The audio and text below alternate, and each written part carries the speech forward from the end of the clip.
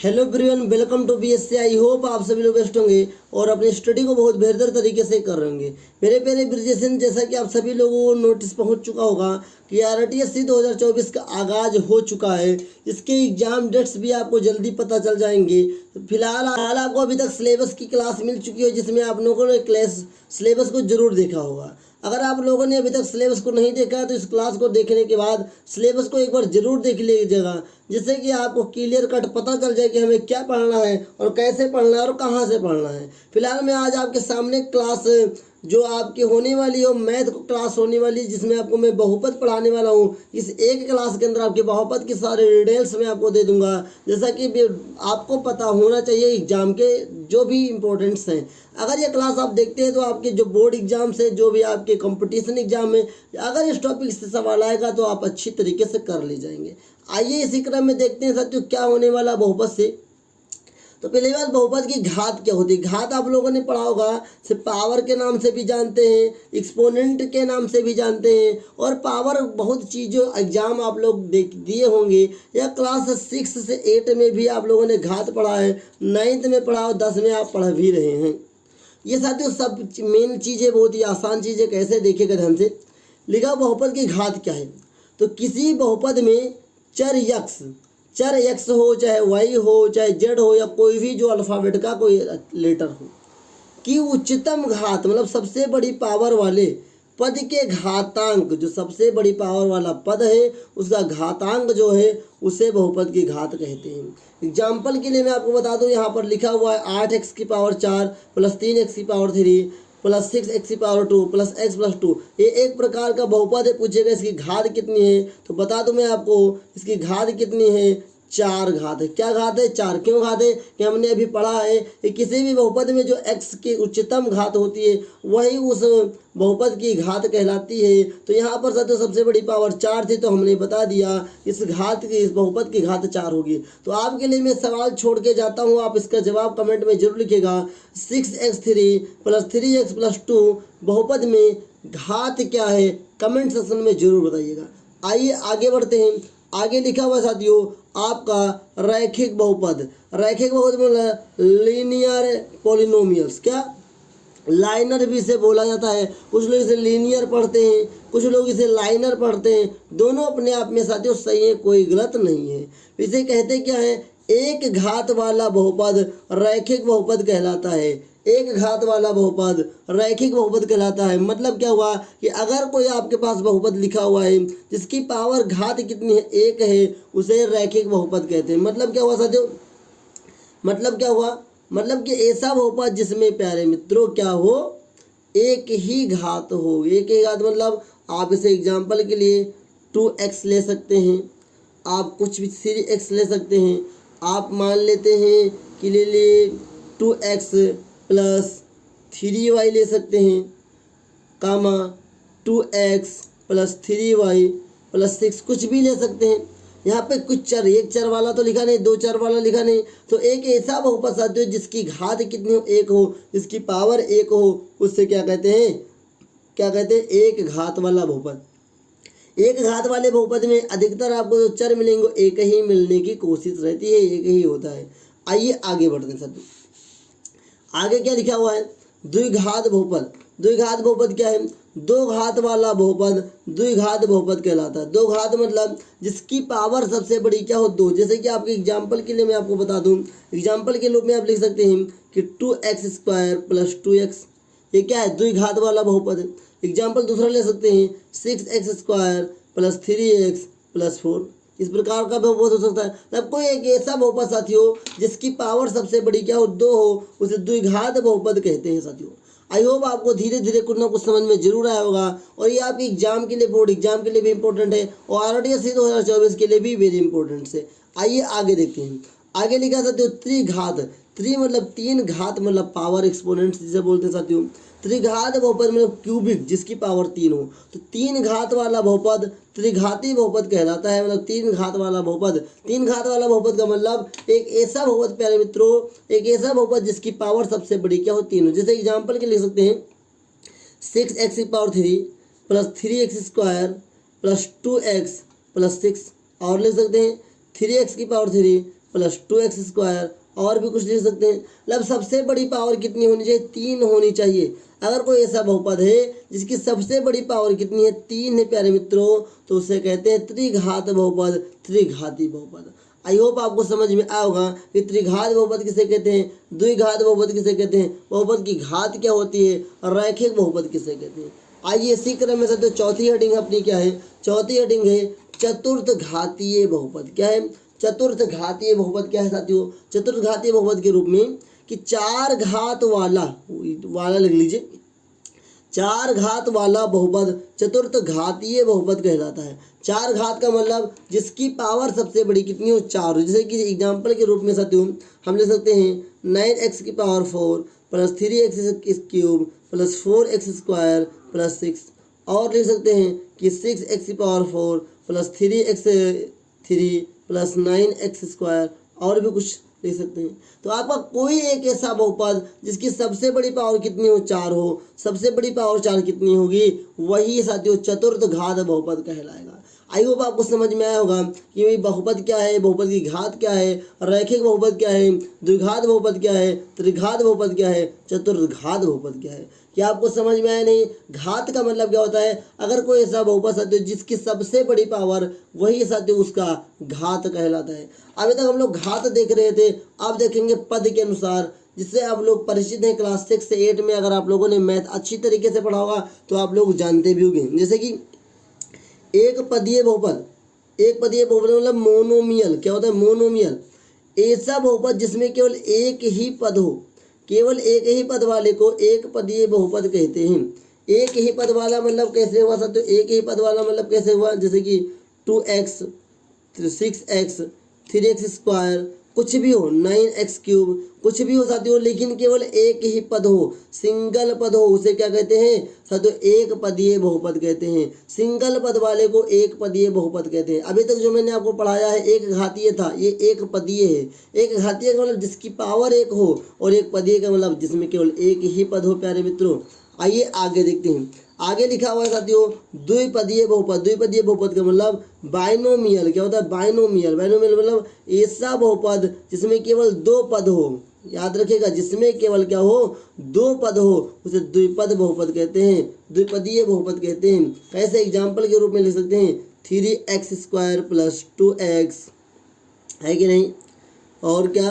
तो 3x² plus 9x plus 5x plus 6, कुछ भी आप लिख सकते हैं जिसमें 2 पद हो प्यारे मित्रों, वो क्या है? आपका द्विपदीय बहुपद है। और जिसकी पावर सबसे बड़ी 2 हो क्या है? और द्विघातीय बहुपद है। तो आई होप आपको समझ में आया होगा कि मैंने अभी आपको जो बताया है, कि अभी आपको मैंने क्या बताया, एक बार रिवीजन करवाता हूँ। मैंने बताया बहुपद की घात क्या होती है? सबसे बड़ी पावर को घात कहते हैं। एक पदीय बहुपद जिसमें केवल एक रैखिक बहुपद मतलब जिसकी पावर 1 हो। द्विघात बहुपद मतलब जिसकी पावर साथियों सबसे बड़ी 2 हो जिस बहुपद की। त्रिघात बहुपद का मतलब एक ऐसा बहुपद साथियों जिसकी सबसे बड़ी पावर कितना हो? 3 हो। चतुर्घात घातीय बहुपद मतलब ऐसा बहुपद जिसकी सबसे बड़ी पावर कितनी हो? 4 हो। एक पदीय बहुपद का मतलब एक ऐसा बहुपद जिसमें केवल साथियों क्या हो? एक ही पद हो। और द्विपदीय बहुपद का मतलब क्या होता है? एक ऐसा बहुपद साथियों जिसमें केवल 2 पद हो, द्विपदीय बहुपद कहते हैं। आई होप आपको जो मैंने अभी तक बताया है वो अच्छी तरीके से समझ में आया होगा। और इसी तरीके से अगर आप लिख भी रहे होंगे मेरे साथ, समझ रहे होंगे, तो आपका बोर्ड एग्जाम भी अच्छी तरीके से जाएगा। आप 9th क्लास में होंगे उसमें भी बेटर करेंगे, और RTSC 2024 में भी बेटर करेंगे। आइए आगे बढ़ते हैं और आगे देखते हैं कैसे हमारे पास बहुपद होंगे, किस प्रकार से होंगे, और आगे और क्या सीखना है। आइए आगे बढ़ते हैं साथियों। देखिए मेरे मित्रों, मेरे प्यारे ब्रिजेशन, अगला है त्रिपद बहुपद। त्रिपद बहुपद मतलब एक ऐसा बहुपद जिसमें केवल 3 पद हो। मतलब जिसमें केवल 3 पद होगा तो त्रिपदीय बहुपद कहेंगे। जैसे कि एग्जाम्पल के रूप में ले सकते हैं आप लोग 6x² 9x प्लस 3 पदीय होगा। फिर देखिए 7x² प्लस 8x प्लस 6। और एग्जाम्पल ले सकते हैं कि x³ plus 2x² plus 6x। मतलब एक ऐसा बहुपद जिसमें केवल 3 पदों से त्रिपदीय बहुपद या त्रिपद बहुपद कहते हैं। अगला क्या है? अगला लिखा जाता है शून्य बहुपद।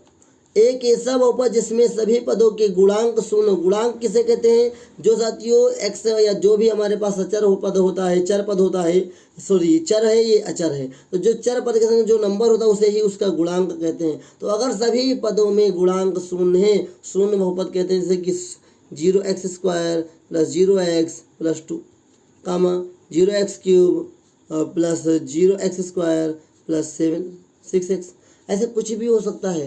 इसमें सभी के सभी जीरो हो, क्यों सभी के सभी क्यों जीरो, उसे शून्य बहुपद कहते हैं। आई होप आपको समझ में जरूर आया होगा। एक ऐसे मैंने आपको समझाया है शून्य बहुपद और त्रिपदीय बहुपद। आइए आगे बढ़ते हैं और देखते हैं अगला बहुपद कौन सा है। अगला बहुपद साथियों आपके सभी के सामने अचर बहुपद। अचर मतलब कांस्टेंट, कांस्टेंट मतलब नंबर्स।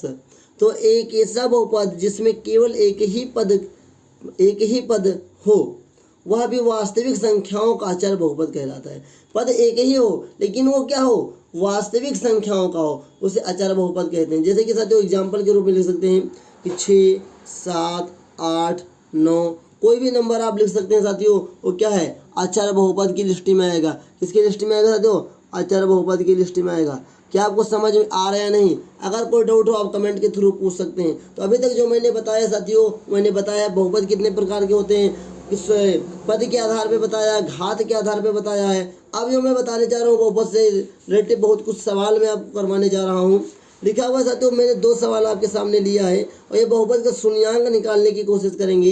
एक मैं करके आपको दूंगा, समझाऊंगा, और एक मैं आपके लिए वर्क छोड़ के जाऊंगा, उसको आप करेंगे प्रैक्टिस के तौर पे। तो सवाल ऐसे ही बोर्ड एग्जाम में भी आता है और आपके RTSC में भी आने के चांसेस है कि लिखा रहेगा सवाल में कि साथियों x² - 4x + 4 में का शून्यांक ज्ञात कीजिए। तो सभी पहले इसको मानेंगे, माना x² - 4x + 4 = 0 मानेंगे। सभी सवाल अच्छे हैं, सभी सवाल वेरी इंपॉर्टेंट है, इसलिए मैं करके दिखा रहा हूँ आपको। बस आप लोग घर पे प्रैक्टिस करेंगे, आपको बहुपद अच्छी तरीके से आ जाएगा। सबसे पहले लास्ट वाले से गुणा करते हैं। यहाँ पे कुछ नहीं तो 1 मानते हैं, मतलब कि 4 × 1 कितना आएगा, 4। इसका जो फैक्टर किया जाता है इस वाली संख्या के इस चिन्ह के हिसाब से किया जाता है। प्लस है मतलब जोड़ने पर क्या है, 4। तो ऐसी संख्या लेकर आओ भैया, 4 का ऐसा फैक्टर करो कि जोड़ने पर 4 आए, गुणा करने पर 4 आए। तो 4 का फैक्टर करते हैं साथियों, 2 दूनी 4, 2 1 कम 2, मतलब क्या हुआ, अगर 2 को 2 से गुणा करेंगे तो भी 4 आएगा, 2 को 2 से जोड़ेंगे तो भी 4 आएगा। मतलब कि यहाँ पर 2 + 2 लिखना पड़ेगा, मतलब x² - 2 + 2 x + 4 = 0 हो गया। अब आइए देखते हैं आगे क्या होने वाला है। तो होगा x² - 2x ± -2x + 4 = 0। अब इन दोनों का हम लोग जोड़ा बनाएंगे, इसके बाद करना होता है जोड़ा। और जोड़े में इन दोनों में देखेंगे क्या कॉमन है, मतलब इन दोनों में क्या इन दोनों के पास है। तो संख्या तो है नहीं, तो x है, तो x हम लोग कॉमन लेंगे, ये बन जाएगा x - 2। अब इन दोनों में देखेंगे साथियों, तो पहले हमें याद रखिए, पहले हम लोग चर और चर दोनों को कॉमन ले सकते हैं, लास्ट में केवल हम किसी नंबर को कॉमन लेने की कोशिश करते हैं। तो नंबर क्या कॉमन लेंगे, देखेंगे 2 और 4 किसके पहाड़े में आते हैं, और 2 और 4 साथियों केवल 2 के पहाड़े में आते हैं। यहाँ पे 2 कॉमन लेंगे, 2 कॉमन हो गया तो x लिखेंगे साथियों, प्लस और माइनस माइनस हो जाएगा। 2 के पहाड़े में 8 कब आएगा, सॉरी 2 के पहाड़े में 4 कब आएगा, 2 दूनी 4, ये हो गया 0। तो x हम लिखेंगे x -2 एक ब्रैकेट में और x - 2 एक ब्रैकेट में = 0। अब इसके शून्यांक मैं आपको यहाँ पे निकाल दे रहा हूँ, मेरे पास जगह की कमी है। तो देखिए एक बार x - 2 = 0 होगा और एक बार भी x - 2 = 0 होगा। तो एक बार इधर आएगा माइनस, तो उधर प्लस में 1 बराबर x बराबर 2, इधर आएगा प्लस में हो जाएगा x बराबर 2। देखेंगे अतः शून्यांक, अतः इस बहुपद के शून्यांक क्या होंगे, मतलब x बराबर क्या होंगे, 2, 2। आई होप आपको समझ में आ गया होगा कि मैंने कैसे इस सवाल का शून्यांक निकाला है। शून्यांक कुछ नहीं है, बस आप इसका गुणनखंड करेंगे, बराबर में 0 मांग के लास्ट में जो भी आएगा वही आपका शून्यांक कहलाएगा। तो मैंने आपके लिए वर्क रखा है साथियों, वर्क याद रखिए, x² - 2x - 8 का आप लोग गुणनखंड करके कमेंट सेक्शन में जरूर लिखेंगे इसका आंसर कितना आएगा। आई होप आप लोग आंसर करेंगे, और आंसर करेंगे तो साथियों आपका भी मजबूत होगा बोर्ड एग्जाम को लेकर के भी और RTSC 2024 को लेकर के भी। तो इसी क्रम में हम लोग आगे बढ़ेंगे और देखते हैं बहुपद से कैसे और सवाल आने के चांसेस हैं आपके बोर्ड एग्जाम में भी और आपके RTSC 2024 में भी। आइए साथियों आगे बढ़ते हैं। अगला 2 सवाल आता है। एक आता है बहुपद का निर्माण, 2 तरीके से पूछा जा सकता है। एक शून्यांक देकर के पूछ सकता है, एक शून्यांकों का योगफल तथा गुणनफल देकर के पूछ सकता है। तो ये क्या है, अगर केवल शून्यांक देके रखा है तो जो पहला होता है तो होता है अल्फा, अल्फा का मान 4 देके रखा होता है और बीटा का मान 6 देके रखा है। इसके मतलब पहला अल्फा होता है, दूसरा बीटा होता है। अगर शून्यांक देगा तब ऐसे लिखेंगे। अब इसका बहुपद के निर्माण का सूत्र क्या होता है, पहले मैं आपको सूत्र बता देता हूँ।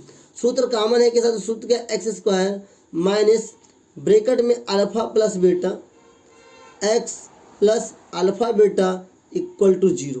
एक बार मैं फिर से आपको रिपीट कर दूं कि जो सूत्र होता है बहुपद के निर्माण का, एक्स स्क्वायर माइनस ब्रैकेट में alpha plus beta x plus alpha beta equal to 0। तो चूंकि यहाँ पे शून्यांक केवल देके रखा है, मतलब यहाँ पे 4, 6 देके रखा है, तो देखेंगे बहुपद का निर्माण।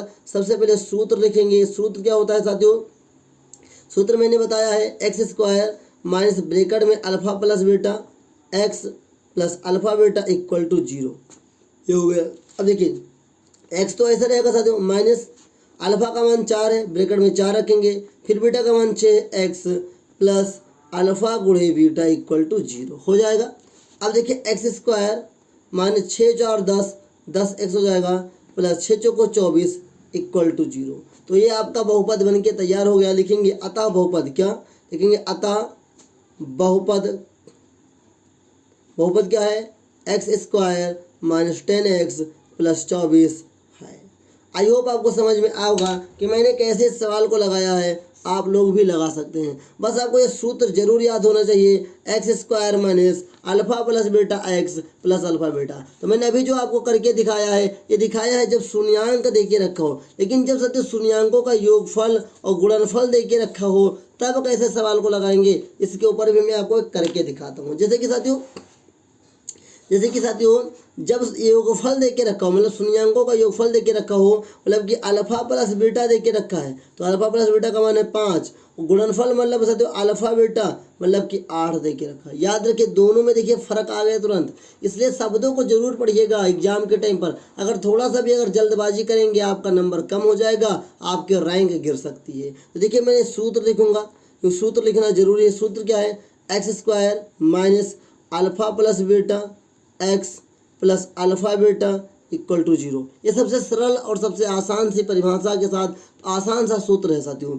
एक्स स्क्वायर ऐसे हो जाएगा माइनस अल्फा प्लस बीटा का मान यहाँ 5 है, एक्स लगाएंगे, प्लस यहाँ पर कितना 8 इक्वल टू 0। तो लिखेंगे अतः बहुपद, क्या लिखेंगे, अतः बहुपद, बहुत इंपॉर्टेंट साथियों, बहुत बहुपद क्या है, x square minus 5x plus 8 है। जैसे मैंने आपको बताया है ऐसे आप बोर्ड एग्जाम में भी लगाएंगे, ऐसे RTSC के एग्जाम में लगाएंगे और अपने आंसर को टिक करेंगे। कभी भी जब प्रकार के सवाल आए तो एक बार साथियों प्रैक्टिस करके, मतलब एक बार साथियों हल करके ही सवाल का टिक जरूर लगाएं, चाहे वो AMR का हो चाहे जो हो साथियों। तो आई होप मैंने जो अभी तक आपको बताया है, बहुपद के निर्माण का सूत्र जरूर याद रखिएगा। बहुपद के निर्माण में शून्यांकों का योगदान, उस शून्यांकों के योगफल और गुणनफल का योगदान मैंने सिखाया है, शून्यांक निकालना सिखाया, साथ में वर्क दिया है, बहुपद के प्रकार बताया, चाहे वो साथियों बहुपद के प्रकार चाहे वो पद के आधार पे हो, चाहे वो साथियों घात के आधार पे हो, सभी मैंने आपको रिपीट करके सिखाया और बताया है। तो आई होप आप लोग साथियों अच्छी तरीके से देख रहे होंगे, सुबह